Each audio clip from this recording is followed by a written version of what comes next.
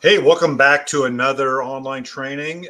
Topic today is how do you build a club calendar that works for everybody? And so everybody's club year, let me turn the fan off here. Uh, everybody's club is beginning to starting to think about, or time to start thinking about new Awana year. And so I just wanted to come on here and give you a couple thoughts about building a club calendar. Some of you guys have this nailed down, some maybe not. There's some new ministry directors this year. So I just want to give you a couple thoughts. So here you go. So first thing is a club calendar is a great tool to, number one, inform your parents of when club starts and the meeting days and just different things going on. Number two, it keeps everybody on track. So if you do this right, you set up the pacing of the year and keeps everybody on track. So hopefully the ones that would like to will be able to finish their book. Uh, and then number three, it intentionally adds excitement um, to your club year. So some clubs or some of us just we have excitement as we go, and some of us need to build excitement into our club. So those are three of the big reasons for a club calendar. Um, and by the way, you can do this. Some clubs will do this online. They'll have it on the church website, or some um, clubs will have a separate page, and they'll do it online. Some will do it on paper.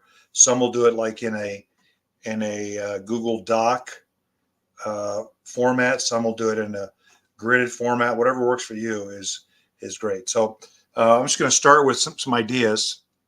Number one, when you're building a club calendar, you want to start with your bookends.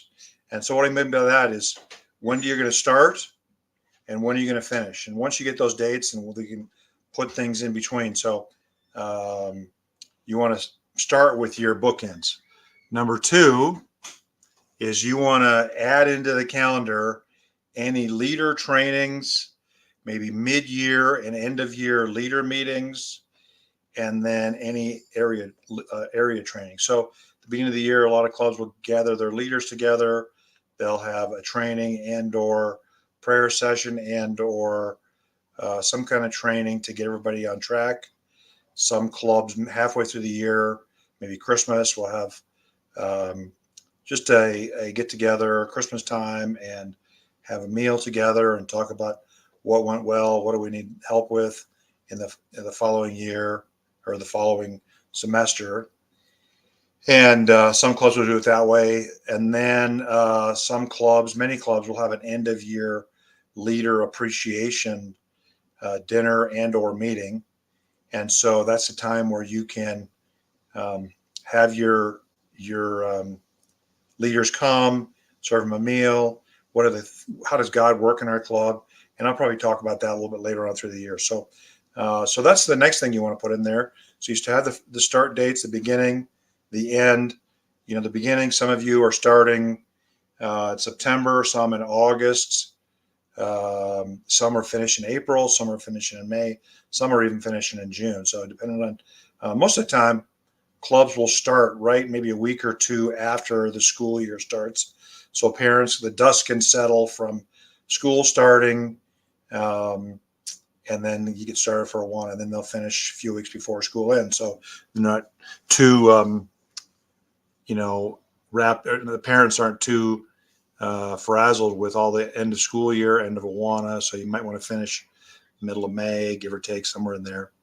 So the next thing you do want to put in there is you want to build in cushions to avoid any leader burnout. And so what I mean by that is, if you start your club year in, say, August, end of August, 1st of September, and you go through the whole year, there's a high probability that those leaders are serving 30, 32 weeks. There might be some burnout. So what we typically would do is, you start in September, and then most clubs will take the Thanksgiving break off. So if you meet on a Wednesday and Thanksgiving is a Thursday, then that day before Thanksgiving, you might take it off. So then maybe the week before, you might want to have some kind of an outreach event, some kind of a parent event. What we do at our club is that's the week we have our Grand Prix. We ask the leaders to come to the Grand Prix, but they don't have to serve. They don't have to. They don't have to do anything. We just ask them to be there. So that way, essentially, they have 2 weeks off. So they've served starting in September. They've served, whatever, 8 weeks, whatever that is, 8, 10 weeks. And then they get 2 weeks off. And then you've got 2, 3, 4 weeks between Christmas break. And many clubs will take that Christmas week off. So they got 8 weeks, 2 weeks off, serve another 3 or 4 weeks, 2 more weeks off. And everybody feels refreshed then. It's not the club year doesn't drag on. And then what we might do towards when the clubs have an Easter break is maybe the week before that Easter break, think of some other outreach event, fun event, parent event, something you can do that the leaders aren't as wrapped up in, so they can have that Easter week off, and maybe they can have the 2 weeks, or the week previous to that. So they essentially get 2 weeks off. So just something to think about. Schedule your calendar. Use a calendar to avoid leader burnout and build cushions in. So it's not such a. I remember back years ago, we'd had our Thanksgiving break, we had our Christmas break, and then we had nothing until May, and it was just a long 4 or 5 months of ministry. So just something to think about. Add that in. Oh, and by the way, when you're scheduling your calendar, you want to schedule 30 to 32 weeks of club, and that gives you a chance to get everything in, and get all the curriculum in. So add club pacing. So now with most of our clubs, Cubbies, T&T, Trek and Journey, all group paced, you might want to put in some pacing. So you'd say, hey, and first week we're in Bear Hug 1, and then Bear Hug 2, Bear Hug 3. Put that in the calendar. And then in T&T, you want to put in, hey, this week we're in, unit 1-1, then 1-2. So that way you add pacing, so you don't get halfway through the year and, are we even close to finishing our book? So if you add the pacing in, and then sometimes if you only don't have enough weeks, you can figure out when are the times that you can, double up and find the good sections to double up. So you can do that. Let me think. Anything else? Oh, so relates to that, you may want to have a Cubbies calendar, a Sparks calendar, a T&T calendar, and then have each club have their own calendar so the parents know where their kids are. And also it helps parents. I mean, if you get to February and you say, hey, we're supposed to be in unit 3-1 and their child's at unit 1-8 or 1-7, then they know, hey, we got to catch up, or that kind of thing. So you might want to add in the club pacing. And then you want to add in some theme nights. So now people ask me how often should we do theme nights? And some clubs will do them once a month. Some clubs will do them every week. And I don't think there's anything wrong with doing them every week. Now, if you do them every week, you don't want to have these big involved theme nights. So you don't want to have a dress up night every week. Because think about if you're a mom and you've got, 2, 3, 4 kids, and you got to dress those kids up every week, then moms might not be as happy with you. So you might want to do just the dress up nights, a few throughout the year. You can have a fake injury night. You could have a pirate night. You could have whatever you want, any kind of dress up nights that would just adds more fun and excitement. The theme nights add fun and excitement. So you could have, those are the fun things. And also if you have a fun thing, like we always do, we have a balloon night. So it's really not that big of a deal. It doesn't really take any effort from the leaders. It doesn't take any effort from the parents. We just have to play games with balloons. So I get some balloons for the game director, and it's a very easy theme night. Or you could think about doing things like that, where you could have a theme night every week, but have easy ones that don't take a whole lot of effort from everybody. You could have, you want to put in there some evangelism night. So that might be bring a friend night. So you could have a couple of those. Now, typically, the times you want to do that early in the club year. So, like maybe get 2 or 3 weeks in, let the dust settle from everybody registering and getting back from school. So do it 2 or 3 weeks into the year, and then you might want to do it after the Christmas break, because people start just takes a little time to get momentum back. And then when you schedule your evangelism nights, I would say it's up to you to give kids tools to have them bring a friend. Now, some of them are going to bring friends regardless, but what we used to do is have different things where I remember we had a pizza cookie night. So we made these big giant pizza cookies, and if you brought a friend, you and your friend get to share the pizza cookie. Or we would have, I remember we had Pie Your Leader month. So the whole month of January, anytime, if you brought a friend anytime in January, the last club night in January, all those kids that brought friends could pick a leader of their choice, and they get to throw in a pie in the leader's face. So you might want to do that. Now, when you have these evangelism nights, think about or kind of a campaign, maybe like that Pie Your Leader month. Sometimes if you make it really over the top fun, then the kids are really anxious to bring somebody.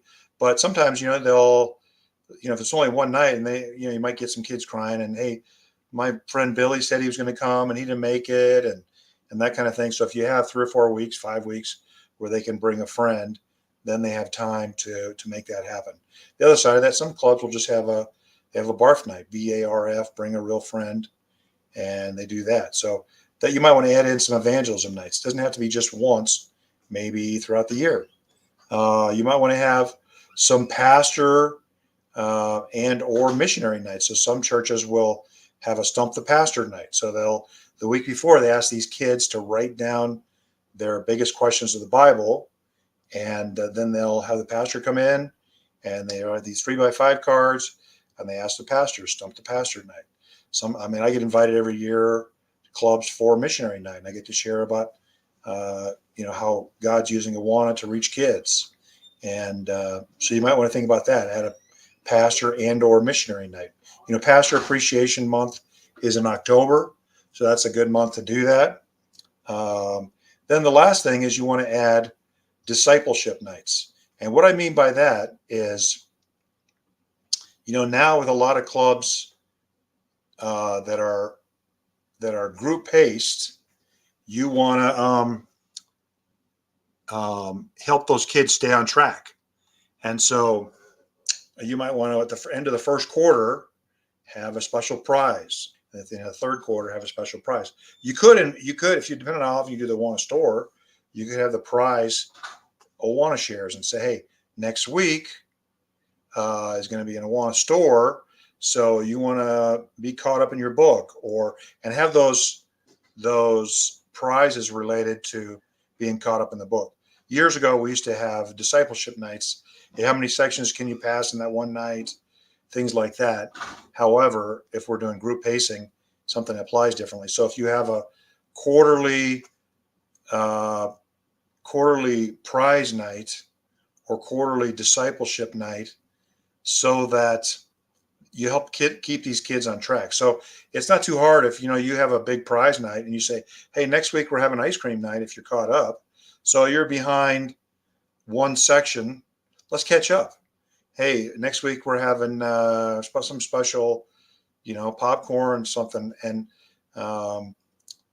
you're behind 2 weeks. Let's help you catch up. Hey, next week is, we're having double Awana share night if you're caught up and you're 2 weeks behind. So that way, throughout the year, you're helping the kids stay on track. Ideally, you want these kids to finish their book. And so you don't want to wait until, a week before and then say, hey, here we are in end of April and you're 10 sections behind. and little Billy's going to go, hey, there's no way I can catch up. So help them stay on track throughout the year. So you can do discipleship nights. So I think that's about it. You put in your bookends, you schedule your trainings, you schedule area trainings, you build in some cushions, you add the club pacing, and then you add in your theme nights. Now, I will say this for you ministry directors, a lot of your work happens in the summer. Once you make that calendar, it's very easy. That whole thing, just the whole year just rolls out. You made the calendar. Hey, this week is balloon night. Next week is bring a friend night. Next week is, and we're on track, and you have everybody's on track, and everybody knows what they're doing. And the club calendar is a great tool to help everybody, just the level of communication. So, and then you print those, if you're going to do them in paper, print those out and hand them out as your kids do registration. If it's online, you might want to have a parent email list or text list and just email that regularly, that calendar, and say, hey, here's the calendar this week. We're doing this section, and this section, depending on the club. And it makes it great communication. So hope that was helpful. As usual, if you have any questions or you need help with that, or you want me to send you some sample, go on, just do a search online, Awana calendars. And there's all kinds of calendars on Awana. Or if you go on Pinterest, and type in Awana calendars, it'll be very helpful. Okay. Thanks a bunch, and we'll see you down the road. Bye.